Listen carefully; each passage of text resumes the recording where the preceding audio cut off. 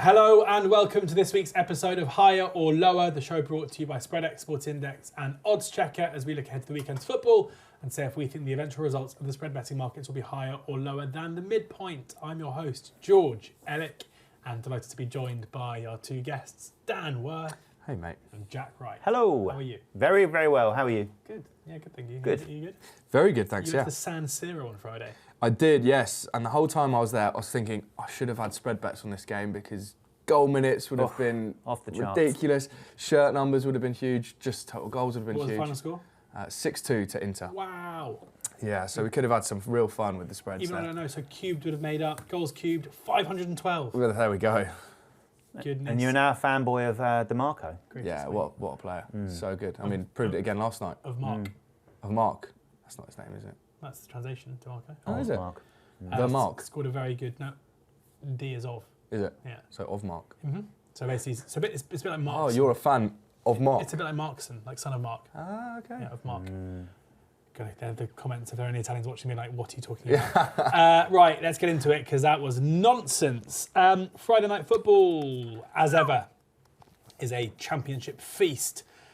Bristol City hosting Derby County. We're looking at the total goal line. It's 2.45, so lower here would be 2 or fewer. Higher would be 3 or more. We're going higher or lower, Bristol City Derby. 3, 2, 1. On your own. As always, on Friday night in the championship. On your own, son. I know, and I keep going. I keep getting it wrong, so I've gone lower just for the Friday night audience so they can see some goals. Yeah, pretty tough one to call, but I just feel that Derby are super strong away from home. Only Borough picked up more points on the road than them. Built upon a pretty tough to play against style, hard to break down. And I just think that they might well be able to keep Bristol City, a Mehmetulous Bristol City at arm's length. I think Struber's come out and said that they are needing some reinforcement in those forward areas. They're a little bit light in that area, so I'm playing on that side of things. And just a little bit of a breakdown as far as these two sides when they play similar types. Obviously, these two sides are both just in and around that playoff chasing pack.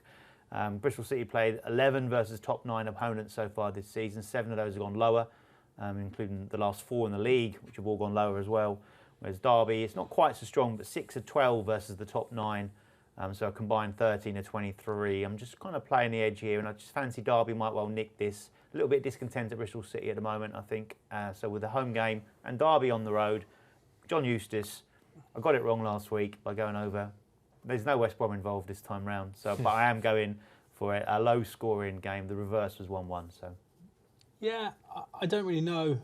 I kind of feel like here it's a Bristol City take for me, where Bristol City have been, for the most part of this season, very impressive under Gerhard Struber. They come here off the back of a 2-0 win at home to Sheffield Wednesday that maybe wasn't quite as the kind of statement scoreline that they'd have been after, but it does return them to winning ways off the back of a disappointing 0-0 draw away at Oxford and then a 2-0 defeat away at Ipswich.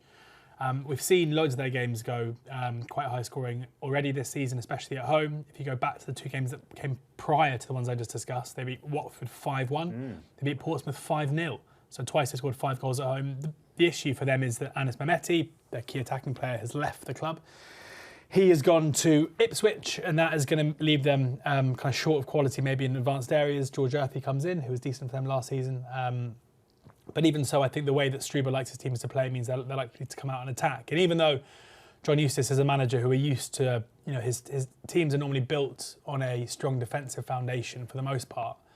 Their games recently have been way more end-to-end, and it does feel like he's trying to kind of maybe take the handbrake off a little bit, especially with them kind of on the touching distance to the playoffs, let alone rather than kind of down towards the bottom end of the table. They went to Charlton and won that game 2-1. We've seen a 3-1 against Leeds in the Cup, a 2-1 defeat against Wrexham, a 2-1 against Leicester. And most of their games see both teams scoring. So, a combination of Bristol City being a side that normally kind of rack it up at home and then away from home, or certainly in Derby's games recently being more end-to-end, I'm going over.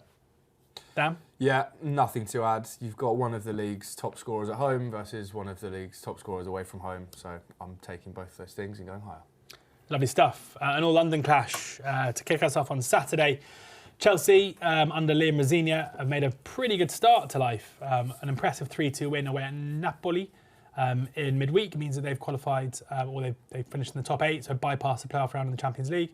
West Ham winning against Sunderland last time out and looking like they, having kind of been consigned by many to relegation, and now making a fist of trying to stay up. Big game for both teams. Chelsea, the home team, are the favourites, unsurprisingly. 1.2 is the midpoint for the supremacy with spread X. So selling here, lower would be Chelsea to win by a solitary goal, a draw, or a West Ham win. Higher is Chelsea to win by 2 goals or more. 3, 2, 1. Ridiculous, isn't it? That's utterly ridiculous. What are you saying, they're going to cover the -1? Yeah. Why is it ridiculous? I Why have am. you done it then? Well, because I think they're going to do it. That's why I've done it. Right. But So not that ridiculous. it's quite easy to argue against me, which is why I said Right. it's ridiculous. Okay. But when you look at the previous fixtures between these two sides, Chelsea have had a lot of joy. No more so than last time out where they won 5-1. I know your argument is that West Ham are pretty much a completely different team. And to Chelsea. Well, yeah, exactly. But Chelsea have looked pretty good, I think, since Rossini's come in. Obviously, great result last night. And as I say, their record against West Ham, particularly at home, is so good. They've only lost once in their last 20 at home against West Ham. I just think, yeah, we're going to see more and more from Chelsea the longer Rossini is in the job. And I hope that continues this weekend with a big 3-0, 3-1 win over West Ham. Jack. Yeah, I think the crucial thing for me is the game last night. Massive game for them. Brilliant win. No getting away from it. And also to have gone in front to then go behind and then come back to win and not even just draw the game. I thought that was very impressive. I think there will be rotation for this. Obviously, João Pedro scored a couple in that game.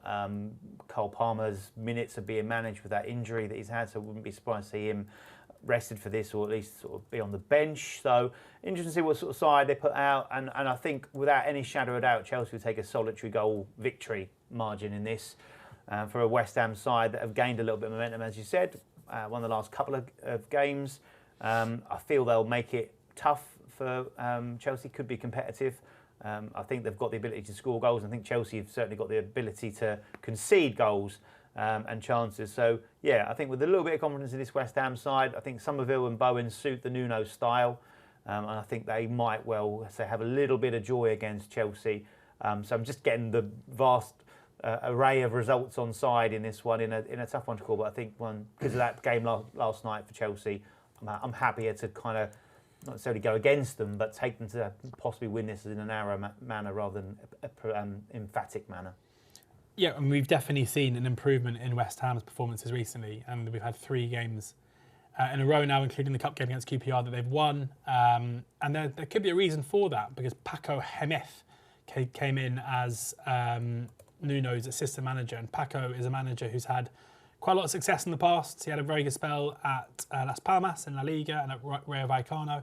Very, very different playing style to Nuno in terms of being very expansive. They had quite a heated exchange on the touchline about substitution late on in the game against Sunderland, with Max Kilman coming on and Paco basically saying afterwards that it's just not a substitution he'd have made. It might mean there's a bit of a power struggle. My assumption is that Paco probably sees himself getting the job in time. But I think it's often completely overlooked how much of an impact assistants have on we think the managers are the be-all and end-all. That's not always the case. No. And for whatever reason, probably because they've got some good players from an attacking perspective. Since Paco's come in, West Ham do look a lot better. With Rossini, the results have been good, but it's not like, especially in the Brentford game and also in the Napoli game, where they scored kind of against the run of play to make it 2-2. They're not shutting teams out. And Chelsea's very good home form this season was under Enzo Maresca, and I'm happy to kind of maybe see it as being something you can take on. So it wouldn't surprise me at all if West Ham got something out of this, or Chelsea winning it marginally, and that's why I'm going lower. Okay, on to Liverpool versus Newcastle. I feel like this is the game everyone's like, always a good game between these two, isn't it? Always a good game between these two. Total goal minutes is the market we're looking at here. Is that what you were going to say? Are you going to whip out loads of historical... Let's find out, shall we? I don't know if I want to. Total goal minutes is the market we're looking at here with spread X. 160 is the midpoint, 155 to sell, 165 to buy. High line, but a game that's always full of goals. 3, 2, 1. Whee. Go on, Dan, you're desperate to say it. Look at the smile on his face. Always a good game between these two, isn't it? I mean, we joke, but you look at the recent... first ever game between these two teams, right? Finished 5-1 back in 1893. Yeah, and then they two games later, 5-1 again, 1895. So, for you, that's got to be... So it's going to be 5-1. We're all in on 5-1. Just Liverpool are crazy, right? They're conceding at will, scoring quite a lot. Their Premier League form is all over the shop. And I think, literally given that, suggests both teams are going to score, which is a great start for this. We've seen Liverpool win 6-0 in Europe last night, but game against Bournemouth specifically, it was just total carnage. Could have been more goals than 3-2. And you'd like to think if we get a similar result to that, as we did in the reverse fixture between these two sides, we'll be laughing with this line. But we've got a 3-2 Liverpool win last time out, 2-1 Newcastle win before that. You've even got 3-3 and 4-2 in there. So recent history does suggest that this game has goals in it. Jack? Yeah, I've kind of focused on the attack and talent from both sides here. Liverpool still have an abundance of riches even with their injuries, and players that are in form and scoring goals. They've also provided goals from their midfield area as well. A couple from McAllister last night. Szoboszlai is still continuing to impress. And I think Newcastle are showing signs of fatigue. They have got defensive issues. They've also now got those issues in the middle of the park. Joe Linton, Bruno Guimaraes obviously is injured, made it to the bench last night. See how he gets on. But I think that will be an issue for them. But again, strong in those forward areas. So I think this could be a fight fire with fire scenario, which will lead to plenty of goals. And I mentioned it last week. I went higher last week with a very similar line in that Liverpool-Bournemouth game. Liverpool just have that habit, not only of seeing lots of goals in their games, but lots of late goals in the game. So just a reminder, there was another 90-plus minute goal in that fixture last week, in that 3-2 against Bournemouth, which made up, I think, 260 minutes. Eighth time in the league this season that there's been a 90-plus minute goal in Liverpool games, and they've had 15 goals after the 80th minute in their league games this season. So I'm going to take a similar trend here, goals and probably late ones, so we can go over this line once again. Yeah, just Newcastle games are chaos. Even last night in the game against PSG, which finished 1-1, it was chaos. And I think for Newcastle playing against teams that like to have the ball, it's a massive benefit to them because the way they attack and transition. And similarly, as Arne Slot will tell you over and over and over again, if you let him, he hates playing against low blocks. And there's no way that even if Newcastle do sit in a bit deeper in order to attack in that way, they're going to commit men forward when they do attack, and it's not going to be the case. They're going to sit incredibly deep with 10 men behind the ball. So, everything about this seems goals to me, and especially because game state will probably mean that whoever is behind will throw everything at it, and both teams obviously have the players to really exploit the space in behind if it does turn into a basketball game. So I'm fully in on goals here, even though it's a market that I tend to not like buying in because it scares me. Manchester United hosting Fulham now. Manchester United seemingly the best team in the world under Michael Carrick. Or are they? That's the big question. Hosting Fulham. Total goals is the market we're looking at here. 2.95 to sell, 3.15 to buy with Sporty Index. So 3.05 is the midpoint. Are we going higher or lower? 3, 2, 1. Man United are the best team in the world under Michael Carrick, aren't they? Well, the defensive has to be part of that, doesn't it? It does. It does. But kept a clean sheet at home against Manchester City just not long ago. Yeah. They had 2 goals. They didn't keep a clean sheet against Arsenal, though. Away from home. Away from home. True. An own goal and a kind of rugby goal. Yeah, great game, though. And 2 fantastic results for 3 great goals with an XG of about 0.2. Yeah, I'd love to see that. Very good. But talking of XG, Fulham are exceeding theirs, so they could well get on the score sheet here, which would help this.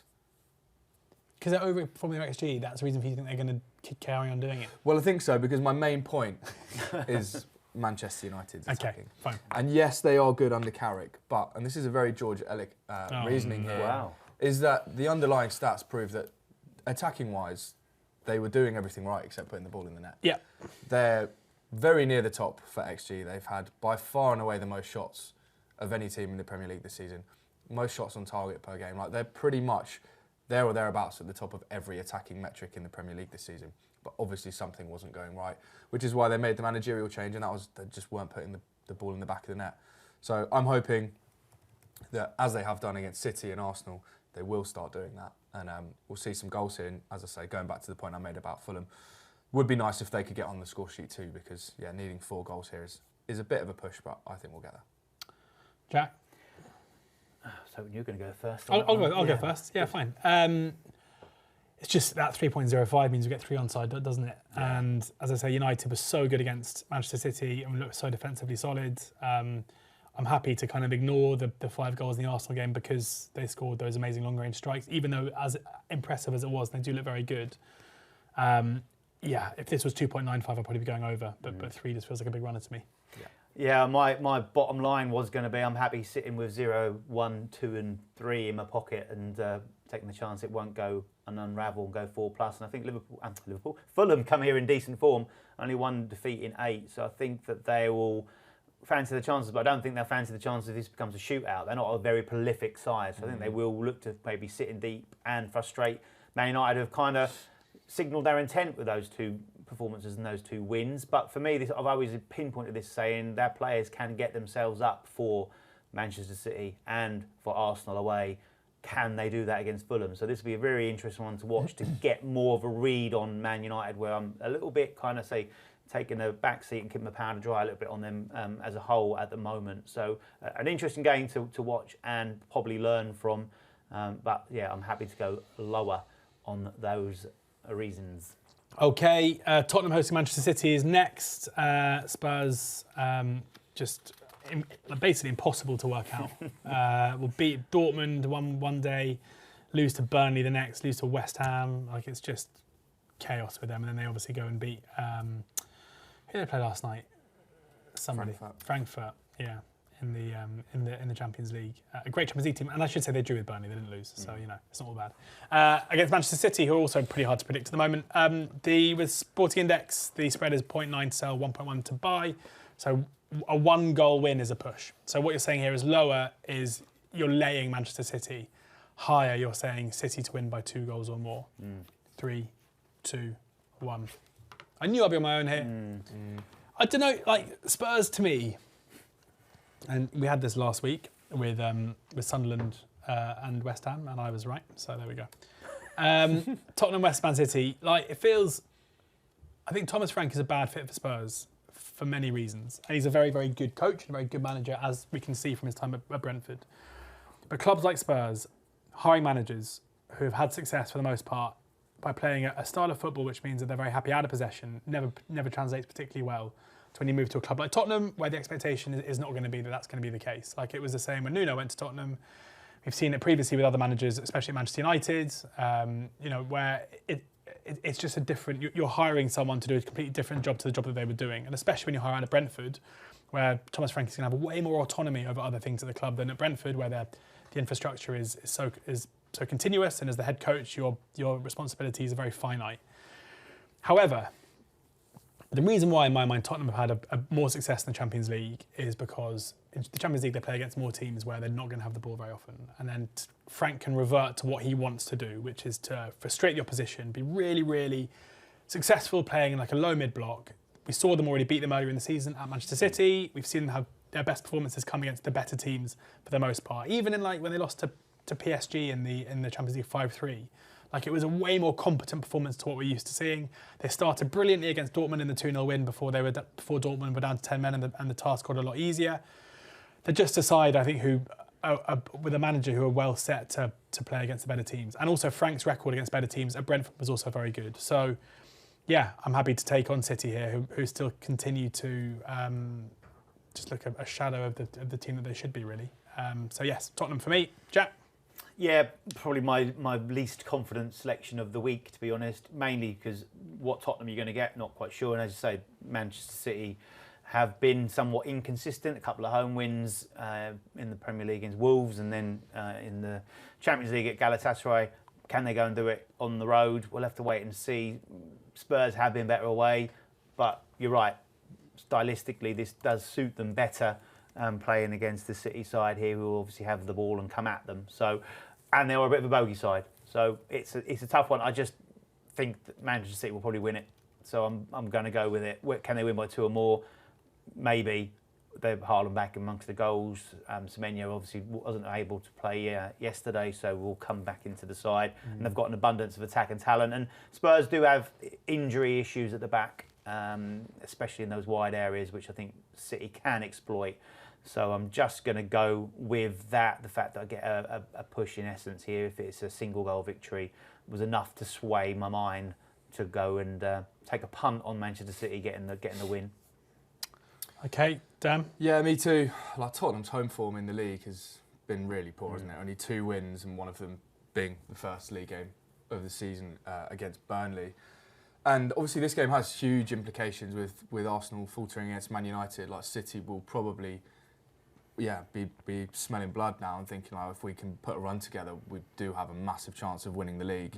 Spurs fans would probably want them to win. Well, that's it. I mean, it's not a shrewd rationale, is it, to say that Tottenham fans probably want Man City to win here? But yeah, look, the atmosphere could be interesting either way. The last season, with Spurs being better in Europe than they are in the league, and the fans. Not sure they'll get the same reaction from Thomas Frank as they did from Ange Postecoglou last season, but we'll see. But I think Tottenham are the only team yet to win in 2026 in the Premier League, which just goes to show, like, yeah, it's crazy over there. I saw a tweet which I thought was good. They're below Brighton and Bournemouth in the Premier League, but above Real Madrid and Barcelona in the Champions League, which, I mean, is fact and sums it up nicely, doesn't it? They just haven't been able to do it in the Premier League. And I would argue, which I think is pretty sound, doesn't come much harder than Man City. So, yeah, I'm taking City to win. Okay, final match on the card before we get to our nap. Sunderland hosting Burnley. Sunderland, off the back of that defeat against West Ham. Burnley kind of trying to rally to form some kind of a survival bid. That's the word I was looking for. First match goal, though, is what we're looking for here. So the time in which the first goal is scored, 38.5 is the midpoint here with Sporty Index. So if you're going lower, you think it's going to be a goal in the first 39 minutes or 38 minutes. Higher will be 0-0 after that amount of time. 3, 2, 1. Yeah. I think I said last week I would never go lower, so I'd never go higher in this market. With a line like that, and I've completely gone against it. Yeah, I think it's exactly the same line as last week, actually, isn't it? 38.5. Yeah. What happened last week? I can't actually remember. I think it might be 0-0. No, then went to Calvert-Lewin, wasn't it? Yeah. No, not one double captain, but it was Leeds. Leeds took a lead against Everton. Yeah. So that came in. I've gone with this purely on the basis that Granit Xhaka's out for a while, and I think they will miss his organisation and leadership in the middle of the park. And Sunderland have been a bit more open, and we saw that last week, 3-0 down at half-time against West Ham, when you thought there was a chance for them to go and cause issues there. Their first 3 home games of the season were all 0-0 at half-time, but since then, 6 of the last 8 have seen at least one first-half goal. And for Burnley, there's been a first-half goal in 9 of their 11 games away from home. And I think they'll identify this with Xhaka missing, and also the fact that Sunderland are starting to come down the table into that lower half now, as you would expect. No disgrace in that from the stunning performance they made at the start of the season. But I think Burnley might think, as you said, they've drawn their last 3. Scott Parker's come out and said they need to turn those into wins. I think they will identify this as a bit of a sort of a championship clash as such, and give them a bit more confidence to go there and look to try and get a performance. Obviously, Sunderland unbeaten at home, they'll have their confidence as well and know they can get back to winning ways against one of the lesser lights in the league. But yeah, so I think more of an open affair than possibly it looks on paper. Okay, Dan, why do you think it's going to be 0-0? Well, Sunderland have just struggled to score in the first half of the season, haven't they? They've only scored 29% of their goals in the first half, which is very low, like by far the lowest percentage of any team in the league. Time of first goal in Sunderland games, averaging 60th minute, 56th minute for Burnley. And I think you've got to look at that home form for Sunderland and just suggest that they probably win this game despite Burnley's improvement in form.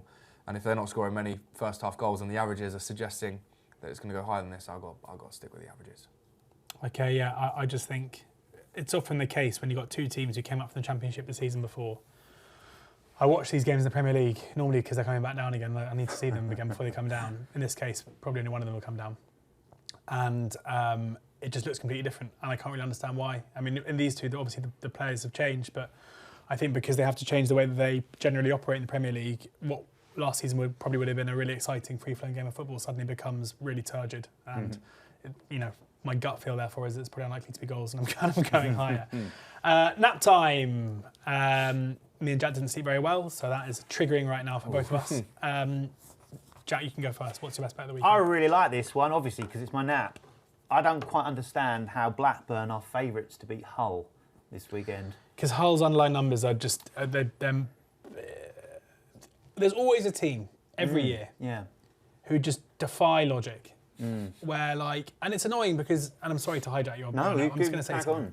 Because there's always a team where, and so Sergei Yukievich, the Hull manager, came out earlier in the week and said that the league table doesn't lie, obviously. It's just of course, it doesn't lie in terms of yes, you've won that amount of points, but if the league table didn't lie, then why would the league table change dramatically between now and the end of the season? There will be teams who are in either a really bad position now or a really good position now who will drastically change between now and the end of the season. And quite often there will be some supporting evidence to show why that's going to happen, predictive evidence. And if, let's ignore XG completely.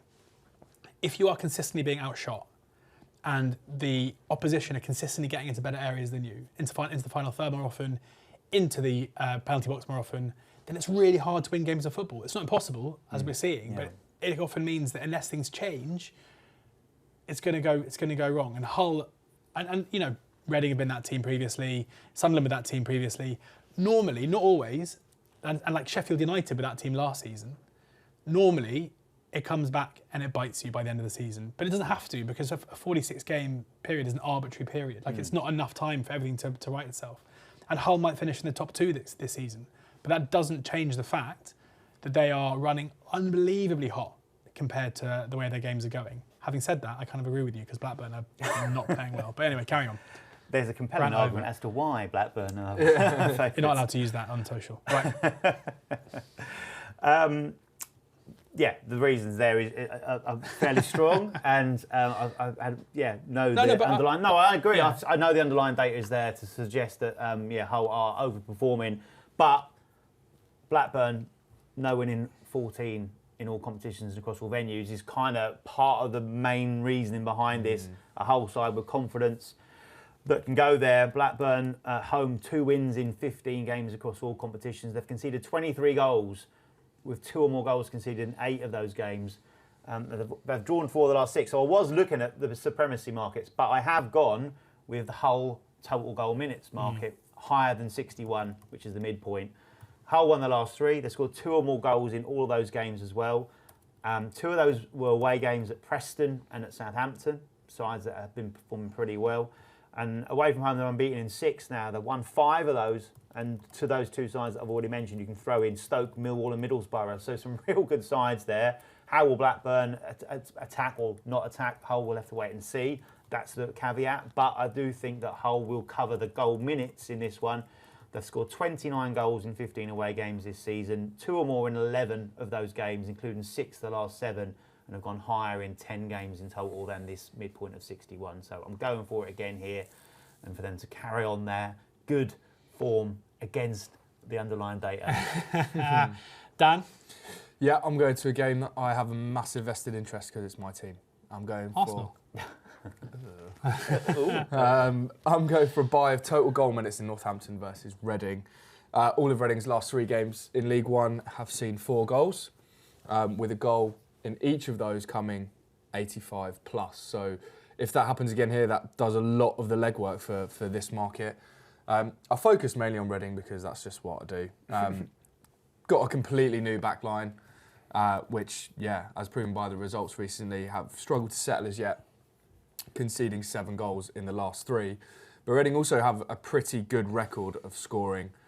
We've scored in every game in 2026. I think there's only maybe 1 game that we failed to score in. So with the likes of Jack Marriott and some exciting attacking prospects and improvements in the January window, I'd like to think Reading get on the score sheet. So if that's the case, 1-2-3 seems quite low. Cool. I'm going to Sheffield Wednesday against Wrexham, where Wednesday are down to bare bones. Barry Bannon is no longer at the club. He's moved to Millwall. He is a quality footballer who is playing for the worst team in the league, and what impact that's going to have is going to be pretty interesting to see. Wednesday players, young players who probably shouldn't be playing first team football, are getting injured left, right, and centre. They basically don't have any players. Well, they've got very few players at the moment, and it's going to be difficult for them to. I mean, I think they're almost, even though they're not getting any points, they're performing pretty well considering. Like, they're not being routinely thrashed every week, but I think that's probably coming, and it wouldn't surprise me at all if, even though Wrexham away from home tend to be quite low scoring, we saw them score twice in injury time against QPR last time out to win the game 3-2. and at home they can rack up a score pretty quickly. And given the weakness of the opposition here, I think this could resemble more of a home game than an away game. I'm kind of toying with different markets here, but I think I'm just going to go for the supremacy and just buy Wrexham over Sheffield Wednesday at 1.3. So profit if they cover the -1, but I think this could easily be a scoreline where they could rack up a fair few goals, given it's going to be a mournful Hillsborough with fans, after being so excited about the end of the Chansiri era, now feeling pretty frustrated and upset again. And hopefully the new ownership group can come in soon and sort it out. Wrexham over Sheffield Wednesday is my nap in the Championship. There we have it. That brings this week's episode of Higher or Lower to a close. Thank you very much for taking the time to watch. Thank you to Spreadex and Sporty Index for sponsoring the show. If you haven't already got an account, make sure you click on the link in the show description. There's a new customer offer there as well that you can make the most of. Do read up on the risks of spread betting, and remember that risks and that your losses may well exceed your initial deposit. Oddschecker have you covered for your fixed odds betting needs. WhoScored.com have all the stats to inform your betting. Thank you to Dan. Thank you. Thank you to Jack. Thank you, George. We'll see you again next week. But in the meantime, please ensure that you're gambling responsibly.